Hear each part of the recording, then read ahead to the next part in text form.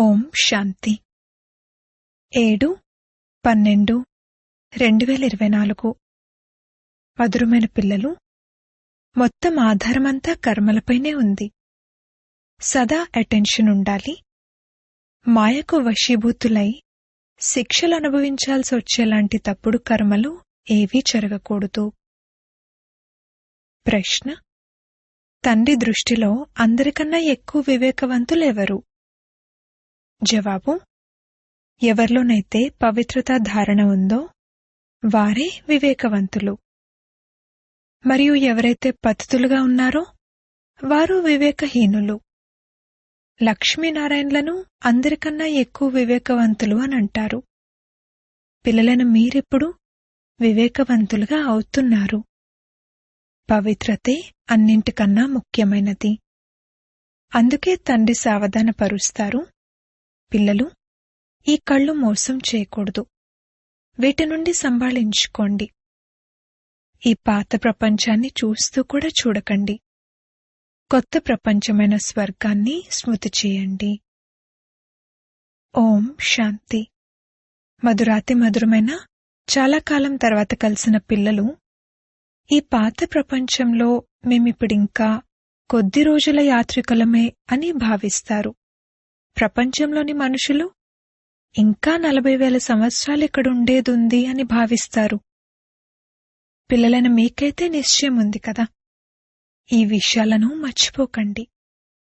ఇక్కడ కూర్చున్నా కూడా పిల్లలైన మీకు లోపల పులకరింపు కలగాలి. ఈ కళ్ల ద్వారా ఏదైతే చూస్తున్నారో అదంతా వినాశనం అవ్వనున్నది. ఆత్మ అయితే అవినాశి.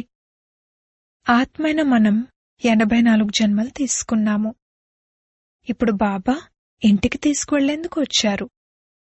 పాత ప్రపంచం ఎప్పుడైతే పూర్తవుతుందో అప్పుడు తండ్రి కొత్త ప్రపంచాన్ని తయారు చేయడానికి వస్తారు. కొత్తది పాతగా, పాతది కొత్త ప్రపంచంగా ఎలా అవుతుంది? ఇది మీ బుద్ధిలో ఉంది. మనం అనేకసార్లు చక్రం చుట్టి వచ్చాము. ఇప్పుడు చక్రం పూర్తవుతుంది. కొత్త ప్రపంచంలో కొద్దిమంది దేవతలమైన మనమే ఉంటాము. మనుషులుండరు. ఇకపోతే కర్మలపైనే మొత్తమంతా ఆధారపడి ఉంది. మనుషులు తప్పుడు కర్మలు చేస్తే అది తప్పకుండా తింటుంది. అందుకే తండ్రి అడుగుతారు, ఈ జన్మలో అటువంటి పాపాలేవీ చేయలేదు కదా. ఇది పతిత చీచీ రావణ రాజ్యం. ఇది అంధకారమయమైన ప్రపంచం. ఇప్పుడు తండ్రి పిల్లలైన మీకు వారసత్వాన్ని ఇస్తున్నారు. ఇప్పుడు మీరు భక్తి చేయరు. భక్తి యొక్క అంధకారంలో ఎదురుదెబ్బలు తిని వచ్చారు. ఇప్పుడు తండ్రి చెయ్యి లభించింది. తండ్రి యొక్క ఆధారం లేకపోతే మీరు విషయ వైతరణి నదిలో మునకలు వేస్తూ ఉండేవారు. అర్ధకల్పం భక్తియే ఉంటుంది. జ్ఞానం లభించడంతో మీరు సత్యుగి కొత్త ప్రపంచంలోకి వెళ్ళిపోతారు. ఇప్పుడిది పురుషోత్తమ సంగం యుగం. ఇందులో మీరు చీచీ పతితుల నుండి పుష్పాలుగా, ముళ్ల నుండి పుష్పాలుగా అవుతున్నారు. అలా ఎవరు తయారు చేస్తారు? అనంతమైన తండ్రి. లౌకిక తండ్రిని అనంతమైన తండ్రి అనరు. మీరు బ్రహ్మ మరియు విష్ణువు యొక్క కర్తవ్యం గురించి కూడా తెలుసుకున్నారు. కావున మీకు ఎంతటి శుద్ధమైన నశ ఉండాలి. మూలవతనం, సూక్ష్మవతనం, స్థూలవతనం ఇవన్నీ సంగమయుగంలోనే ఉంటాయి. తండ్రి కూర్చుని ఇప్పుడు పిల్లలను మీకు అర్థం చేయిస్తారు. ఇది పాత మరియు కొత్త ప్రపంచం యొక్క సంగమయుగం. పతితులను పావనంగా తయారు చేసేందుకు రండి అని పిలుస్తారు కూడా. తండ్రిది కూడా ఈ సంగమయుగంలో పాత్ర ఉంటుంది. వారు క్రియేటర్ మరియు డైరెక్టర్ కదా. కావున తప్పకుండా వారి పాత్ర ఏదో ఉంటుంది కదా. వారిని మనిషి అని అనరని, వారికి తమ శరీరమే లేదని అందరికీ తెలుసు. మిగిలిన వారందరినీ మనుషులు లేక దేవతలు అంటారు. శివబాబాను దేవత అని అనరు, అలాగే మానవుడని అనరు. వీరు శరీరాన్ని తాత్కాలికంగా అప్పుగా తీసుకున్నారు. వీరు గర్భం నుండి జన్మించలేదు కదా. తండ్రి స్వయం అంటారు, పిల్లలు, శరీరం లేకుండా నేను రాజయోగాన్ని ఎలా నేర్పించగలను? మనుషులు నన్ను పరమాత్మ రాయి రప్పల్లో ఉన్నారననేస్తారు. కాని నేను ఎలా వస్తాను అనేది ఇప్పుడు పిల్లలైన మీరు అర్థం చేసుకుంటారు. ఇప్పుడు మీరు రాజయోగాన్ని నేర్చుకుంటున్నారు. దీనిని మనుషులెవరూ నేర్పించలేరు. దేవతలైతే రాజయోగాన్ని నేర్చుకోలేరు. ఇక్కడ ఈ పురుషోత్తమ సంగమయుగంలో రాజయోగాన్ని నేర్చుకుని దేవతలుగా అవుతారు. మేమిప్పుడు 84 జన్మల చక్రాన్ని పూర్తి చేశాము అని ఇప్పుడు పిల్లలైన మీకు అపారమైన సంతోషం ఉండాలి. తండ్రి కల్పకల్పము వస్తారు. ఇది అనేక జన్మల అంతిమ జన్మ అని తండ్రి స్వయంగా అంటారు. శ్రీకృష్ణుడైతే సత్యుగ రాకుమారుడు. వారే మళ్లీ 84 జన్మల చక్రాన్ని చుట్టి వస్తారు. శివబాబా అయితే 84 జన్మల చక్రంలోకి రారు. శ్రీకృష్ణుని ఆత్మే సుందరం నుండి నల్లగా అవుతుంది. ఈ విషయాలెవరికీ తెలియవు. మీలో కూడా నంబర్వారుగానే తెలుసు. మాయ చాలా కఠినమైనది. అది ఎవ్వర్నీ వదలదు. తండ్రికి అన్నీ తెలుస్తాయి. మాయారూపీ మొసలి పూర్తిగా మింగేస్తుంది. ఇది తండ్రికి బాగా తెలుసు. తండ్రిని అంతర్యామి అనేమీ భావించకండి. అలా కాదు. తండ్రికి అందరి నడవడిక గురించి తెలుసు. సమాచారాలైతే వస్తూ ఉంటాయి కదా. మాయ పూర్తిగా పచ్చిగానే కడుపులో వేసేసుకుంటుంది. ఇలాంటి ఎన్నో విషయాలు పిల్లలైన మీకు తెలియవు. తండ్రికైతే అన్నీ తెలుస్తాయి. మనుషులేమో పరమాత్మ అంతర్యామి అని భావిస్తారు. తండ్రి అంటారు, నేను అంతర్యామిని కాను. ప్రతి ఒక్కరి నడవడిక ద్వారా తెలియడమైతే తెలుస్తుంది కదా. చాలా చీచీ నడవడిక కూడా నడుస్తారు. అందుకే తండ్రి గడియ గడియ పిల్లలను అప్రమత్తం చేస్తారు. మాయ నుండి సంభాళించుకోవాలి. తండ్రి అర్థం చేయించినా కానీ బుద్ధిలో కూర్చోదు. కామం మహాశత్రువు. తాము వికారాల్లోకి వెళ్లాము అన్నది తెలియని కూడా తెలియదు. ఇలా కూడా జరుగుతుంది. అందుకే తండ్రి అంటారు, ఏవైనా పొరపాట్లు మొదలైనవి జరిగితే స్పష్టంగా చెప్పేయండి, దాచిపెట్టకండి. లేకపోతే పాపం 100 రెట్లయిపోతుంది. అది లోపల తింటూ ఉంటుంది, వృద్ధి చెందుతూ ఉంటుంది. పూర్తిగా పడిపోతారు. పిల్లలు తండ్రితో పూర్తిగా సత్యంగా ఉండాలి. లేకపోతే చాలా చాలా నష్టపోతారు. ఇది రావణుని ప్రపంచం. రావణ ప్రపంచాన్ని మనం ఎందుకు స్మృతి చేయాలి? మనమైతే కొత్త ప్రపంచంలోకి వెళ్ళాలి. తండ్రి కొత్త ఇల్లు మొదలైనవి నిర్మిస్తే మా కోసం కొత్త ఇల్లు తయారవుతుంది అని పిల్లలు భావిస్తారు. సంతోషం ఉంటుంది. ఇది అనంతమైన విషయం. మన కోసం కొత్త ప్రపంచమైన స్వర్గం తయారవుతుంది. ఇప్పుడు మనం కొత్త ప్రపంచంలోకి వెళ్లనున్నాము. ఇక ఎంతగా తండ్రిని స్మృతి చేస్తారో అంతగా పుష్పాలుగా అవుతారు. మనం వికారాలకు వశమై ముళ్లలా అయిపోయాము. ఎవరైతే రారో వారు మాయకు వశమైపోయారని పిల్లలైన మీకు తెలుసు. వారు తండ్రి వద్ద లేనే లేరు. ద్రోహులుగా అయిపోయారు. పాత శత్రువు వద్దకు వెళ్లిపోయారు. ఇలా ఇలా అనేకులను మాయ మింగేస్తుంది. ఎంతమంది అంతమైపోతారు. మేము ఇలా చేస్తాము, ఇది చేస్తాము, అది చేస్తాము అని చెప్పి వెళ్లే ఎంతో మంచి మంచివారుంటారు. మేమైతే యజ్ఞం కోసం ప్రాణాలు కూడా ఇవ్వడానికి సిద్ధంగా ఉన్నాము అని అంటారు. ఈరోజు వారు లేరు. మీ యుద్ధం జరుగుతుంది మాయతోనే. మాయతో యుద్ధం ఎలా జరుగుతుంది అన్నది ప్రపంచంలో ఎవరికీ తెలీదు. శాస్త్రాల్లో దేవతలు మరియు అసురులకు మధ్యన యుద్ధం జరిగింది అన్నట్లు చూపించారు. ఆ తర్వాత కౌరవులు మరియు పాండవుల యుద్ధం జరిగింది. మీరు ఎవరినైనా అడగండి, ఈ 2 విషయాలు శాస్త్రాల్లో ఎలా ఉన్నాయి? దేవతలైతే అహింసకులు కదా, వారు సత్యుగంలోనే ఉంటారు. మరి వారు కలియుగంలో యుద్ధం చేసేందుకొస్తారా? కౌరవులు మరియు పాండవుల యొక్క అర్థాన్ని కూడా అర్థం చేసుకోరు. శాస్త్రాల్లో ఏదైతే రాసి ఉందో అదే చదివి వినిపిస్తూ ఉంటారు. తండ్రి అయితే మొత్తం గీతనంతటినీ చదివారు. ఈ జ్ఞానం లభించినప్పుడు ఆలోచన కలిగింది, గీతలో ఈ యుద్ధం మొదలైన విషయాల గురించి ఏం రాశారు అని. శ్రీకృష్ణుడైతే గీతా భగవానుడు కాదు.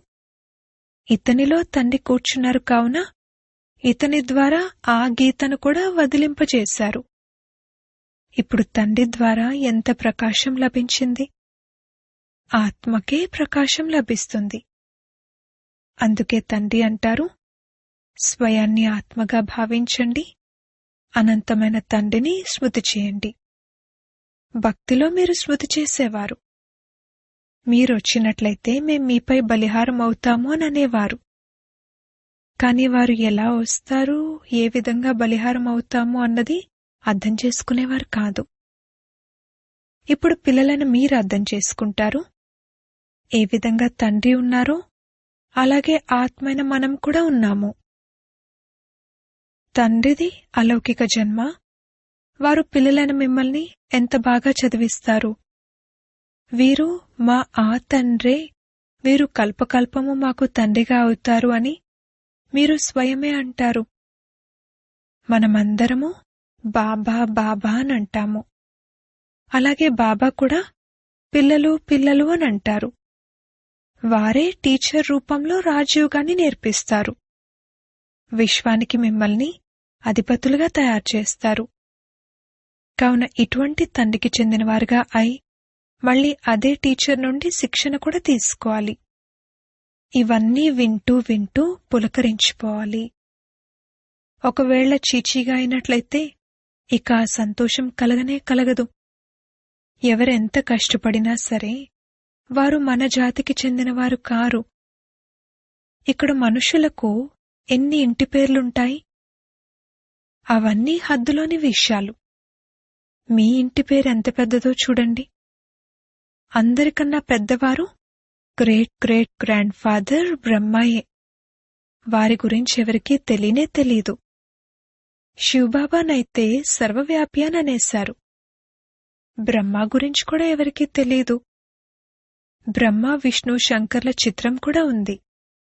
మళ్లీ బ్రహ్మను సూక్ష్మవత్నంలోకి తీసుకువెళ్లారు. వారి చరిత్ర గురించి ఏమీ తెలీదు.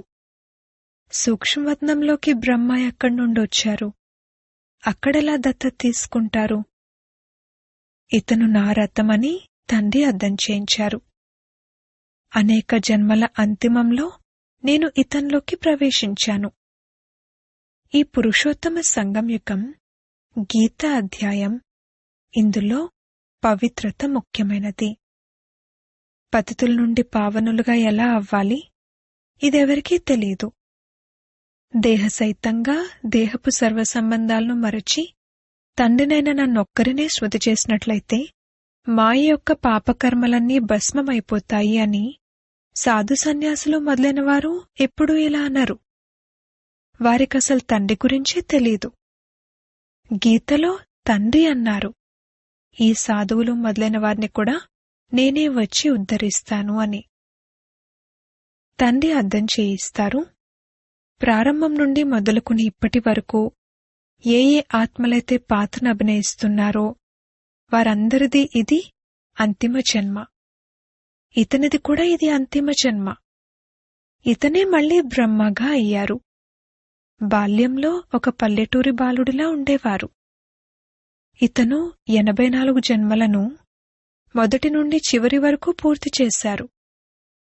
ఇప్పుడు పిల్లలైన మీ బుద్ధి రూపీ తాళం తెరిచి ఉంది. ఇప్పుడు మీరు వివేకవంతులుగా అవుతారు. ఇంతకుముందు వివేకహీనులుగా ఉండేవారు. ఈ లక్ష్మీనారాయణలు వివేకవంతులు. వివేకహీనులు అని పతితులను అనడం జరిగింది. ముఖ్యమైనది పవిత్రత. మాయ మమ్మల్ని పడేసింది, కళ్ళు అశుద్ధంగా అయిపోయాయి అని రాస్తారు కూడా. తండ్రి అయితే గడియ గడియ అప్రమత్తం చేస్తూ ఉంటారు. పిల్లలు ఎప్పుడూ మాయతో ఓడిపోవద్దు అని. ఇప్పుడిక ఇంటికి వెళ్ళాలి. స్వయాన్ని ఆత్మగా భావిస్తూ తండ్రిని స్మృతి చేయండి. ఈ పాత ప్రపంచం ఇక అంతమైపోనున్నది. మనం పావనంగా అవుతాం కావున మనకు పావన ప్రపంచం కూడా కావాలి కదా. పిల్లలైన మీరే పతితుల నుండి పావనులుగా అవ్వాలి. తండ్రి అయితే యోగాన్ని జోడించరు. యోగం జోడించేందుకు బాబా ఏమైనా పతితంగా అవుతారా? బాబా అయితే అంటారు, నేను మీ సేవలో ఉపస్థితం అవుతాను. మీరొచ్చి పతితులైన మమ్మల్ని పావనంగా చేయండి అని మీరే నన్ను కోరారు. మీ పిలుపుకే నేను వచ్చాను. మీకు చాలా సహజమైన మార్గాన్ని తెలియజేస్తాను. కేవలం మన్మనాభవ. భగవాన్ వాచ ఉంది కదా. కేవలం శ్రీకృష్ణుని పేరు రాయడంతో తండ్రిని అందరూ మర్చిపోయారు. తండ్రి ఫస్ట్, శ్రీకృష్ణుడు సెకండ్. వారు పరంధామానికి అధిపతి, వీరు వైకుంఠానికి అధిపతి. సూక్ష్మవతనంలోనైతే అసలేమీ జరగదు. అందరిలో కల్లా నంబర్ 1 శ్రీకృష్ణుడు. అతన్ని అందరూ ప్రేమిస్తారు. మిగిలిన వారంతా వెనక వెనక వస్తారు. స్వర్గంలోకైతే అందరూ వెళ్లలేరు కూడా. కావున మధురాతి మధురమైన పిల్లలైన మీకు చాలా సంతోషం ఉండాలి. ఎప్పుడూ పవిత్రంగా ఉండని పిల్లలు కూడా కొందరు బాబా వద్దకు వస్తారు. వికారాల్లోకి వెళ్తున్నావు, మరి బాబా వద్దకెందుకు వస్తున్నావు అని బాబా అర్థం చేయిస్తారు. అప్పుడు ఏం చేయను, నేను ఉండలేకపోతున్నాను, అయినా ఎప్పుడైనా బాణం తగులుతుందేమోనని ఇక్కడికి వస్తాను. మీరు తప్ప మా సద్గతిని ఇంకెవరు చేస్తారు, అందుకే వచ్చి కూర్చుంటాను అని అంటారు. మాయ ఎంత ప్రబలమైనది. బాబా మమ్మల్ని పతితుల నుండి పావనులుగా పుష్పాల్లా తయారు చేస్తారు అన్న నిశ్చయం కూడా ఉంటుంది. కాని ఏం చేయను, నిజం చెప్పేస్తే ఎప్పుడైనా బాగుపడతాను కదా. మీ ద్వారానే మేం బాగుపడాలి అన్న నిశ్చయం మాకుంది అని కూడా అంటారు. బాబాకు ఇటువంటి పిల్లలపై దయ కలుగుతుంది. మళ్ళీ అలా జరుగుతుంది. నథింగ్ న్యూ, కొత్తేమీ కాదు. బాబా అయితే ప్రతిరోజూ శ్రీమతాన్ని ఇస్తారు. కొందరు అమల్లోకి తీసుకొస్తారు కూడా. ఇందులో బాబా ఏం చేయగలరు? ఇతని పాత్ర ఇలా ఉందేమో అని బాబా అంటారు. అందరూ రాజురాణులుగా అయితే అవ్వరు. రాజధాని స్థాపన అవుతుంది. రాజధానిలో అందరూ కావాలి. అయినా బాబా అంటారు, పిల్లలు, ధైర్యాన్ని వదలకండి, మీరు ముందుకు వెళ్ళగలరు. అచ్చా, మధురాతి మధురమైన సిక్కిలదే పిల్లలకు మాతాపిత బాప్దాదాల ప్రియ స్మృతులు మరియు గుడ్ మార్నింగ్. ఆత్మిక పిల్లలకు ఆత్మిక తండ్రి నమస్తే. ధారణ కొరకు ముఖ్య సారము. మొదటి పాయింట్, తండ్రితో సదా సత్యంగా ఉండాలి. ఇప్పుడేదైనా పొరపాటు జరిగితే దాచిపెట్టకూడదు. కళ్ళెప్పుడూ అశుద్ధంగా అవ్వకూడదు, వాటిని సంభాళించుకోవాలి. రెండవ పాయింట్, సదా శుద్ధమైన నష ఉండాలి. అనంతమైన తండ్రి మమ్మల్ని చీచీ పతితుల నుండి పుష్పాల వలె, ముళ్ల నుండి పుష్పాల వలె తయారు చేస్తున్నారు. ఇప్పుడు మనకు తండ్రి చెయ్యి లభించింది. వారి ఆధారంతో మనం విషయ వైతరణి నదిని దాటేస్తాము. వరదానము. శక్తిశాలి బ్రేక్ ద్వారా క్షణంలో నెగటివ్ను పాజిటివ్లోకి పరివర్తన చేసే స్వపరివర్తక భవ. ఎప్పుడైతే నెగటివ్ లేక వ్యర్థ సంకల్పాలు నడుస్తాయో అప్పుడు వాటి వేగం చాలా ఎక్కువగా ఉంటుంది. వేగం ఎక్కువగా ఉన్న సమయంలో శక్తిశాలి బ్రేక్ వేసి పరివర్తన చేసే అభ్యాసం అవసరము. మామూలుగా కూడా పర్వతంపై ఎక్కేటప్పుడు ముందుగా బ్రేక్ చెక్ చేస్తారు. మీరు మీ ఉన్నత స్థితిని తయారు చేసుకునేందుకు సంకల్పాలకు క్షణంలో బ్రేక్ వేసే అభ్యాసాన్ని పెంచండి. ఎప్పుడైతే మీ సంకల్పాలను లేక సంస్కారాలను ఒక్క క్షణంలో నెగటివ్ నుండి పాజిటివ్లోకి పరివర్తన చేస్తారో అప్పుడు స్వపరివర్తన ద్వారా విశ్వ పరివర్తన కార్యం సంపన్నమవుతుంది. స్లోగన్: స్వయం పట్ల మరియు సర్వాత్మల పట్ల శ్రేష్ఠ పరివర్తన శక్తిని కార్యంలో వినియోగించేవారే సత్యమైన కర్మయోగులు. ఓం శాంతి.